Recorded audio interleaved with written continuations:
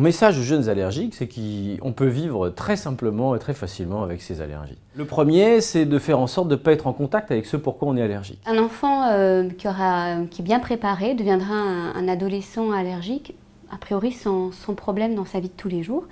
Quand je dis bien préparé, j'entends lui donner accès à l'autonomie.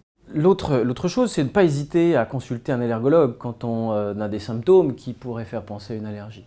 Parce que l'allergologue va permettre de déterminer précisément ce pourquoi vous êtes allergique et vous donner un traitement le plus adapté. Et puis le troisième pilier finalement de traitement, lorsque c'est possible, c'est une désensibilisation.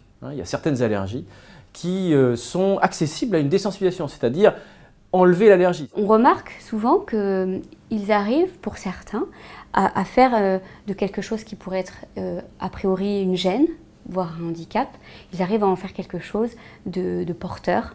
Et on peut même parler peut-être de sublimation à ce niveau-là, c'est-à-dire qu'un enfant qui a du mal avec son souffle, qui est très gêné, qui a plein d'allergies respiratoires, eh bien, va faire du chant à haut niveau. Ce qui peut sembler être un obstacle, finalement, devient une force. Vivre avec une allergie, c'est en 2013 vivre normalement. Ça suppose toutefois de suivre certaines règles qui seront au mieux adaptées au cas par cas et par votre allergologue qui saura le plus parfaitement ce qui est bon pour vous.